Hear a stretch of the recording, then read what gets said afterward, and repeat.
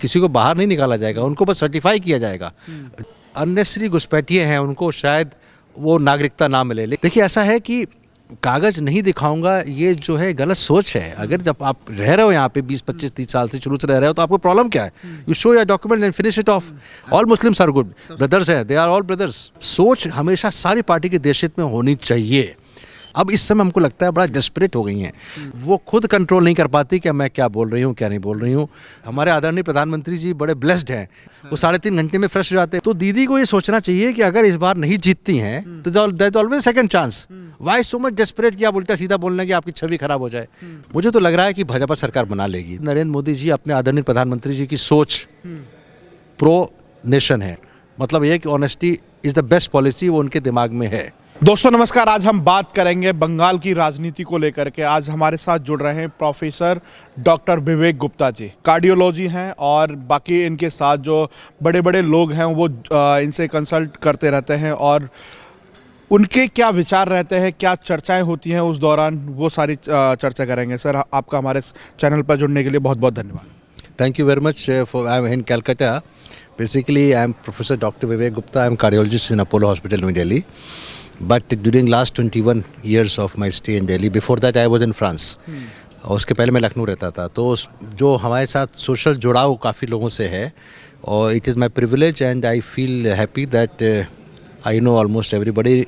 अपने प्रधानमंत्री जी भी मुझे 11 साल से विवेक करके बुलाते हैं, और बाकी सारे लोग, चाहे नड्डा साहब हों, चाहे अमित शाह साहब हों, चाहे राजनाथ सिंह साहब हों, चाहे योगी जी हों, चाहे सारे प्रदेश के मुख्यमंत्री हमारे साथ कहीं ना कहीं जुड़ाव में आए हैं। सोशली बहुत लोग। विवेक जी, दीदी का नाम भी ले लेते हैं क्योंकि आपने भी उनके साथ काफ़ी ट्रीटमेंट वगैरह भी किया है। दीदी से मैं मिलने गया था करीब 5-6 साल पहले की बात है, 4 साल। उनका I was impressed by at least one thing कि वो कितनी छोटी सी गली के अंदर रहती हैं, एंड जिस हिसाब से anybody will be happy to see कि एक चीफ मिनिस्टर जो अपने छोटे से छपड़ा जो डाल के उनके मकान है और हवाई चप्पल पहनती हैं, तो इसमें तो बात सही है कि आई वॉज ऑल्सो इम्प्रेस्ड। वो बीमार थी उस समय, उनका भरे जीवन से निकल के एक मुख्यमंत्री बनना बहुत बड़ा एक चिट्ठी आई कि आप मुझे बीमारी में देखने आए, तो आई am very happy, signed by her self.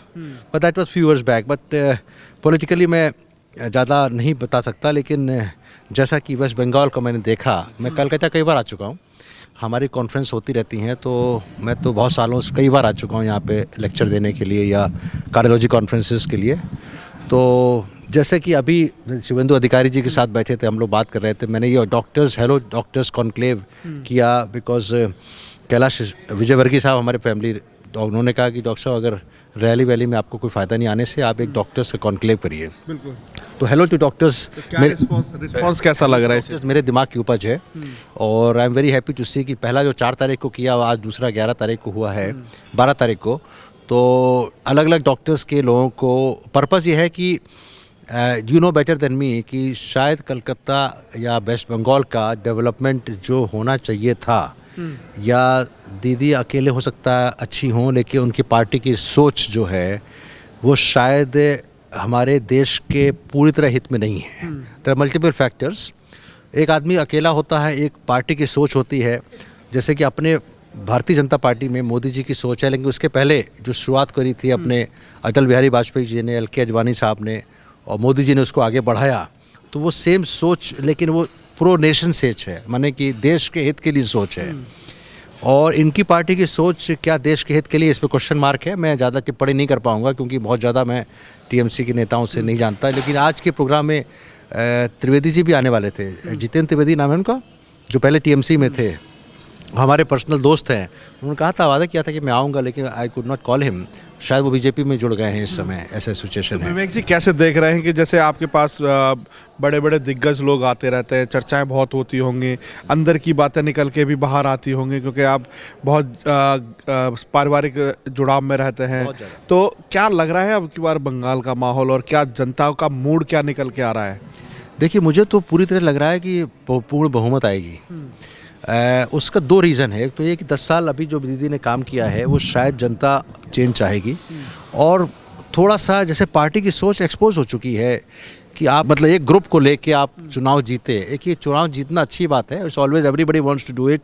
उत्तर प्रदेश में भी होता रहा है कि आपने कुछ लोगों को, कांग्रेस ने शुरू किया था कि एक पर्टिकुलर रिलीजन के लोगों को साथ लेना जिससे कि उनको वोट ज़्यादा मिले, लेकिन उससे ओवरऑल देश का नुकसान हुआ है और ख़ास करके वेस्ट बंगाल का नुकसान हुआ है। जैसे कि बाहर के लोग अगर आते हैं और वो हमारे रहते हैं और हमारे यहाँ परसेंटेज पॉपुलेशन जो हिंदू वर्सेस मुस्लिम है वो गिरती जा रही है, हिंदू की कम होती जा रही है। मैं मुसलमान काफ़ी दोस्त हैं हमारे। अब तो दीदी तो खुलेआम कह रहे हैं कि अल्पसंख्यक इकट्ठे होकर के टीएमसी को जिताओ, बीजेपी को भगाओ, अगर नरेंद्र मोदी और अमित शाह की सरकार बनी तो यहाँ पर एनआरसी लगा करके आपको बाहर के देश का रास्ता दिखा दिया जाएगा। नहीं, ये तो गलत बात है मेरे ख्याल से। अपने हमारी तो कई बार चर्चा हुई, अमित शाह जी के मैंने स्पीचेस सुनी है और नरेंद्र मोदी जी से भी उनकी स्पीचेस सुनी है। किसी को बाहर नहीं निकाला जाएगा, उनको बस सर्टिफाई किया जाएगा जो कि इनका एनआरसी और सीए का है। लेकिन जो अननेसेसरी घुसपैठिए हैं उनको शायद वो नागरिकता ना मिले, लेकिन जो एक्चुअली यहाँ पर रह रहे हैं और काफ़ी सालों से उनका प्रमाण पत्र है तो उनको रहना दिया जाएगा। तो ये तो मेरे ख्याल से जो उनके भाषण में जाता है वो तो वोट अपीजिंग पॉलिटिक्स है, वो ऐसा नहीं कहना चाहिए। ऐसा एक फ़ोटो वायरल हुआ था, आपने देखा होगा कि जो नरेंद्र मोदी जी जैसे ही बंगाल उतरते हैं तो एक मुस्लिम युवा है वो उनके कान में कुछ फुसफुसा रहा होता है, तो ओवैसी का बयान आता है, कहता है कि वो शायद मोदी जी से कहता है कि मैं कागज़ नहीं दिखाऊंगा, इस तरह की बातें ओवैसी जी कहते हैं। नहीं, एक चीज़ बताइए कि अगर हमारे तो काफ़ी दोस्त हैं मुस्लिम और I believe that they are brothers. मैं तो पाकिस्तान के दोस्तों को भी कहता हूँ कि आप छोटे भाई हो हमारे। मैं कई बार पाकिस्तान जा चुका हूँ, शायद काफ़ी कम लोग जा पे हो। मैं कराची में लेक्चर दिया, हमारे काफ़ी दोस्त हैं और हमारे व्हाट्सएप ग्रुप में भी काफ़ी पाकिस्तानी डॉक्टर्स जुड़े हुए हैं। देखिए, ऐसा है कि कागज़ नहीं दिखाऊंगा ये जो है गलत सोच है। अगर जब आप रह रहे हो यहाँ पे 20, 25, 30 साल से शुरू से रह रहे हो तो आपको प्रॉब्लम क्या है? You show your document and finish it of. तो वो जो है ना ओवैसी टाइप जो भी नेतागिरी पॉलिटिक्स ख़राब करती है। आदमी अच्छे होते हैं, आदमी सब अच्छे हैं, ये नेता पॉलिटिक्स ही ख़राब करती है। ओवैसी टाइप के लोग तो अब जो आग डाल रहे हैं, घी में आग डालने का, आग में घी डालने का जो प्रयास कर रहे हैं वो सही नहीं है। वो तो I don't trust on this people. All Muslims are good, brothers हैं, they are all brothers. Doctor साहब, सबसे मज़े की बात तो ये होती है कि जब नामांकन करने जाते हैं तो मजिस्ट्रेट के सामने तो खुद तो सारे पेपर दिखाएंगे, परंतु अपने जो वोटर्स हैं उनको भड़काएंगे कि आप कागज़ नहीं दिखाएंगे। ये तो भड़काऊ पॉलिटिक्स है, यही तो कह रहे हैं। तो हमारे जो राजनेता हैं उनको सोचना चाहिए कि देश हित केवल पॉलिटिक्स करने से फ़ायदा नहीं है। देखिए, हमारा एक तरफ हम लोग जो बात करते हैं, जो भारतीय जनता पार्टी के हमारे दोस्त, वैसे ऐसा नहीं, समाजवादी पार्टी के सब दोस्त हैं हमारे हर पार्टी में दोस्त हैं, कांग्रेस के भी दोस्त हैं। लेकिन सोच मैं तो कहूँगा, मैं तो ऐसे इंडिविजुअल सिटीज़न के रूप में सोच हमेशा सारी पार्टी के देश हित में होनी चाहिए। देखिए, चुनाव जीतना हारना एक बड़ी बात है, अच्छी बात भी है, हर आदमी जीतना चाहता है, लेकिन चुनाव जीतने के लिए इतना तुष्टीकरण करना मेरे ख्याल से वो सही नहीं है कि आपका देश ही खराब हो जाए। अच्छा, दीदी का एक बयान बड़ा सर्कुलेट हुआ था, उन्होंने कहा कि एक ग्रुप आए वो फोर्स को रुकेगा और दूसरा ग्रुप आएगा वो हाईजैक कर लेगा ईवीएम। तो उसके बाद वही चीज़ें देखने को मिली, आर्मी की तरफ से गोलियां चली। तो उसके बाद एक मैसेज मिला कि अगर इस तरह की हरकत की गई तो जो इलेक्शन कमीशन है उसका पूरा आदेश है कि आपको कंट्रोल किया जाएगा। तो दीदी क्या चाहती है? अपने ही देश के युवाओं को आहुति दिलवाना चाहती है इस चुनाव में? ये इसका मैं टिप्पणी नहीं कर पाऊंगा, लेकिन मुझे डिटेल इसका पता नहीं है। लेकिन दीदी वैसे तो मैं आदरणीय कहूँगा, क्योंकि अच्छा काम करने की कोशिश की। लगते अब इस समय हमको लगता है बड़ा डेस्परेट हो गई हैं, जो मुझे फीलिंग है। शायद उनको लग रहा है, डॉक्टर हैं तो आप तो अच्छी तरह से ऑब्जर्व कर रहे होंगे जिस तरह की दीदी की भाषा मर्यादा है, क्योंकि प्रधानमंत्री मोदी जी हैं, जैसे आपने आदरणीय दीदी कहा, प्रधानमंत्री आदरणीय दीदी कहते हैं, ओ दीदी कहते हैं, तो वो चिढ़ जाती हैं, गुस्से में आ जाती हैं। तो आप तो बहुत अच्छी तरह से जानते होंगे कि क्या प्रॉब्लम हो सकती है। हमको लगता है कि देखिए, ऐसा है कि जब कोई व्यक्ति, एज ए डॉक्टर कह रहा हूँ मैं, किसी उनकी बात नहीं कर रहा, जनरल बात कर रहा हूँ, बहुत पूरी कोशिश करके कोई चीज़ जीतने की कोशिश करता है या चाहने की कोशिश करता है, उसको लगता है नहीं मिल रही है। देखिए, जैसे आप you are very much obsessed या इमोशनली ऑब्सेस्ड कि हमको फिर से मुख्यमंत्री बनना है, या हमको ये खरीदना ही है, या मकान खरीदना ही है। जैसे आप दीवार पिक्चर में अमिताभ बच्चन ने कहा था कि मुझे तो ये लेना ही है बिकॉज मेरी माँ ने इसमें ईंटें गिरी थी। तो जब बहुत, और उसको लगता है नहीं ले पाएगा, उसमें भी कुछ ऐसी बातें निकल आती हैं जो अपने को कंट्रोल नहीं कर पाता। उनको भी शायद पता है कि मैंने गलत बोल दिया, but somebody who is passing through a phase where she is losing, ऐसा लग रहा है मुझे। तो वो ऐसी कंडीशन में उनका वो खुद कंट्रोल नहीं कर पाती कि मैं क्या बोल रही हूँ क्या नहीं बोल रही हूँ। ये this could be a part of psychological, या this could be part of extreme fatigue, थकावट। देखिए, उनके यहाँ जो है इतना मेहनत तो कर रही है, इसमें कोई शक नहीं है। She is working very hard and single lady है। हमको लगता है वन मैन आर्मी है, वन वोमेन आर्मी है, जैसा कि मुझे लगता है। और अगर वो लग रहा है गड़बड़ हो रहा है तो फटीग्ड हो जाता है, माइंड भी फटीग हो जाता है। मैं एज ए डॉक्टर बोल रहा हूँ, जब माइंड फटीग होता है तो फिर आपको अनाप शनाप बातें निकलती हैं। इलेक्शन कमीशन ने तो 24 घंटे के लिए रेस्ट दे दिया अब।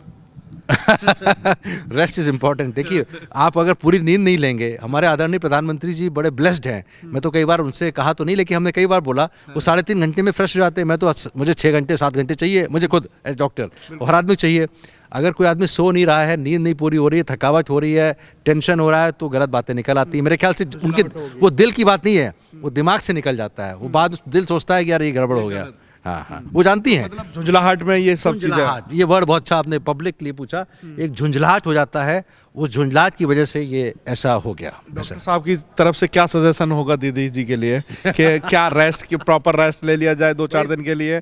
अगर रेस्ट ले लिया तो चुनाव हाथ से निकल जाएगा। इसमें एक बहुत बड़ी बात कहूँगा, डू और डाई। एक वर्ड होता है डू और डाई, तो वो डू और डाई का सिचुएशन नहीं होनी चाहिए। नेता तो नेता हमेशा जीवित रहता है। नेता, आपको याद होगा अपने पुराने कांग्रेसी नेता तिवारी जी, क्या नाम उनका पूरा, एनडी तिवारी साहब। एनडी तिवारी का करियर ऑलमोस्ट खत्म हो गया था जब उनको 2 बार मुख्यमंत्री बने उत्तर प्रदेश के। तो हमारे एक सीनियर आईपीएस ऑफिसर से मेरी बात हो रही थी, मैं आपको शेयर करना चाहता हूँ। सीनियर आईपीएस ऑफिसर थे उत्तर प्रदेश के, वो कह रहे थे कि डू और डाई नहीं है, नेता कभी डाई नहीं करता, क्योंकि उनका पास हमेशा सेकंड चांस होता है। वो एनडी तिवारी का एग्जाम्पल दे रहे थे। वो कह रहे हैं एनडी तिवारी जब मुख्यमंत्री खत्म हुए, कांग्रेस का राज खत्म हो गया और उसमें कल्याण सिंह बन गया मुख्यमंत्री उत्तर प्रदेश के, आपको शायद पता होगा, बीजेपी का आ गया, फिर बीच में मुलायम सिंह जी आ गए, तो he was almost finished. But Uttarakhand बना और 2 बार मुख्यमंत्री बने वहाँ के। तो दीदी को ये सोचना चाहिए कि अगर इस बार नहीं जीतती हैं तो there always second chance. Why so much desperate कि आप उल्टा सीधा बोलने कि आपकी छवि खराब हो जाए? भाई, आप अच्छे लोग हैं, हर नेता अच्छा होता है, लेकिन इतना स्लिपरी हो जाए आपकी भाषा कि पब्लिक आपको धिक्कार नहीं कहूँगा, लेकिन नॉट लाइकिंग वो करने लगे, वो नहीं होना चाहिए। एक लिमिट के बाद you should be careful in your words. ये मैं कहूँगा, उनको संदेश देना चाहूँगा कि अगर इस बार नहीं भी मिलती है तो अगली सरकार फिर तो बननी है।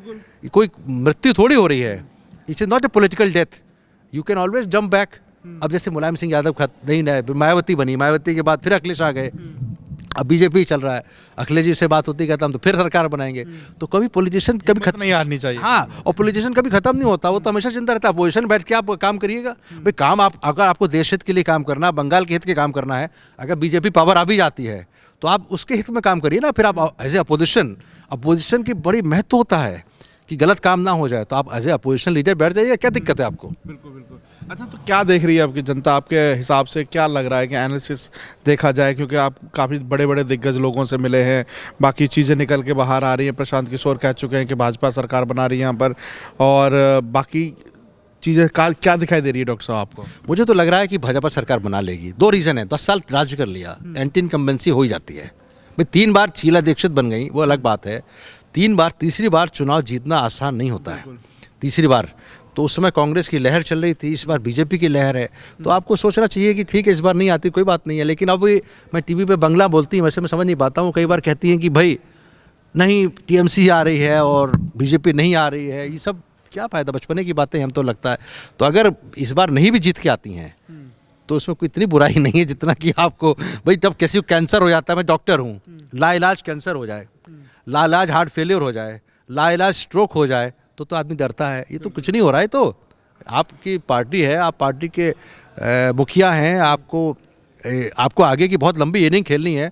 इतना भी ना बोलें किसी के खिलाफ कि पता लगा कि आपकी खुद अपने पैर पे कुल्हाड़ी मार लीजिए। ये फिर खुद पैर पे कुल्हाड़ी मारने वाली बात हो गई कि आप अगर गलत वर्ड ज़्यादा यूज़ करेंगे then you will kill yourself. अच्छा डॉक्टर साहब, मेरा आखिरी सवाल होगा, जैसा कि आप आज एक कॉन्क्लेव रखा, हेलो टू डॉक्टर्स, तो इसका एक मैसेज देने वाली बात थी क्या? यहाँ से लोगों को प्रेरणा मिली उस चीज़ के लिए? एक्चुअली आदरणीय कैलाश विजयवर्गीय जी से मेरी बात हो रही थी, तो मैंने अपना रखा था कि मैं कुछ एक रैली में संबोधन करना चाहता हूँ। मैं भगवान कृपा है मैं बोलता ठीक ठाक हूँ। तो उन्होंने कहा वो मत करो, तुम डॉक्टर्स का कॉन्क्लेव करते हैं हम लोग। तो दिस वॉज हिज आइडिया। फिर हमने सोचा क्या किया जाए, किस तरह किया जाए। तो यहाँ पे हमारे कलकत्ता में काफ़ी डॉक्टर्स दोस्त हैं, तो हेलो टू डॉक्टर्स जो है, मैंने सोचा क्या लिखूँ। ये हेलो टू डॉक्टर्स मेरे दिमाग की उपज है, मैंने लिखा और फिर देखिए कितना बड़ा पोस्टर बन गया, आपने देखा कितना, और प्रधानमंत्री जी के संज्ञान में भी है ये। मेरे ख्याल से इस तरह के पोस्टर बनाने से पहले जरूर अप्रूवल जाता होगा, I am sure about it. तो हेलो टू डॉक्टर्स मेरा पर्पज़ ये है कि एक डॉक्टर जो होता है एक डॉक्टर के पास कम से कम 1000 से 5000 फैमिलीज होती हैं, बिल्कुल। और उसमें हर तरह के होते हैं, उच्च वर्ग के भी होते हैं और डाउन लोअर क्लास भी होता है। तो पर्पज़ ये है कि डॉक्टर्स, चूँकि चेंज चाहिए, चूँकि जनता भी कह रही है और पार्टीज़ भी कह रही हैं कि अगर आपने देश हित में पूरी तरह काम नहीं किया है तो चेंज होना चाहिए। तो डॉक्टर्स के माध्यम से हम लोग चाहते हैं कि बाकी फैमिलीज़ जो उनके साथ जुड़े हैं वो बताएं कि भाई इसको इस बार चेंज कर दो, let us have another party and let somebody else rule at least for next 5 years, और फिर कुछ अच्छा चीज़ हो जाए। देखिए इसमें कोई दिक्कत नहीं, ये हर आदमी जानता है कि नरेंद्र मोदी जी अपने आदरणीय प्रधानमंत्री जी की सोच प्रो नेशन है। अब राहुल गांधी जी कुछ भी कहें, वो कहें कि भाई आप बड़े लोगों को देख रहे हैं, ये कर रहे हैं, वो अलग बात है। अपने लिए उन्होंने कुछ नहीं किया, अपनी फैमिली के लिए कुछ नहीं किया। He is a completely core honest person. Core मतलब ये है कि honesty is the best policy, वो उनके दिमाग में है, चाहे वो मुख्यमंत्री रहे हों। अभी आपको शायद पता नहीं, जितने भी उनके जो उनको जब फॉरेन ट्रिप करते हैं तो मोमेंटो मिलते हैं, शॉल मिलते हैं, उसको सारा उन्होंने सेल आउट किया, ऑक्शन कर दिया, and the money has gone to the revenue department. अब जिस आदमी को अपना, भाई मुझे अगर शॉल मिलेगा आप दोगे तो मैं चाहूँगा मैं अपने पास रखूँ। भाई मेरी सोच है, मैं आई am very clear and honest in saying that, मैं अपना जो मुझे मोमेंटो मिलते हैं मैं घर में सजाना चाहता हूँ। हमने देखा जाके, मैं खुद गया ऑक्शन में, मैंने कहा ये तलवार मिली है, किसी को वो मिला, बर्मा गया कुछ मिला, वो आदमी को अपने लिए कुछ रखना ही नहीं है। मतलब वो इमोशनल लेस हो गया एक तरह से। भाई अगर आप मुझे अगर माला पहनाओगे तो मैं सोचा एक दिन घर लेकर पापा को दिखा दूँ, मम्मी को दिखा दूँ, अपने घर में सजा दूँ, तो वो उनमें नहीं है। तो जो आदमी, जो व्यक्ति जो किसी को लालच ही नहीं है, उसको अपने सामान जो खुद को मिला है वो तब ऑक्शन कर दिया, अपनी सैलरी पूरी उन्होंने दान कर दी। अगर किसी पार्टी ने या किसी व्यक्ति ने या किसी कॉर्पोरेट हाउस ने उनके इलेक्शन में हेल्प करी तो क्या बुराई, क्या है, व्हाट इज़ रॉन्ग? बस समबडी हैज़ टू, पैसा नहीं है उनके पास, अगर किसी ने कर दिया तो कर दिया। अगर मैं आया हूँ यहाँ पे तो मेरी फ़्लाइट मैंने बुक कराई, तो उसमें क्या बुराई है? तो एक व्यक्ति जो अपने लिए कुछ नहीं करता और वो इस समय प्रधानमंत्री है देश का, तो हम तो सोचते हैं कि देश अच्छी जगह जाएगा और देश का प्रगति होगी। वहीं से प्रेरणा मिलती है, वहीं से प्रेरणा मिलती है। और सारे लोग, चाहे उसमें अमित शाह साहब हों, राजनाथ सिंह जी हों, चाहे प्रकाश जावड़ेकर साहब हों, चाहे जोएल ओराम साहब हों, चाहे अपने पोखरियाल साहब हों, सारे जो मिनिस्टर हैं जो काम कर रहे हैं, और वो भी। अच्छा एक बात और बता दें, लोग कहते हैं कि वन मैन शो है, बाकी लोग काम नहीं कर पाते। हमने पोखरियाल साहब से पूछा और कई लोगों से पूछा, उन्होंने कहा मुझे तो कोई आता नहीं, कुछ फ़ोन ही नहीं आता मेरे पास। तो मैं हरदीप सिंह पुरी साहब ने कहा कि I am totally independent. So what I mean to say, सारी मिनिस्ट्री इंडिपेंडेंट काम कर रही है, but of course they get a direction from the head. अब ये बात भी सही है, if I am the head of the house तो I have to give direction कि इस तरह काम करो, क्या बुराई क्या उसमें। बहुत बहुत धन्यवाद सर।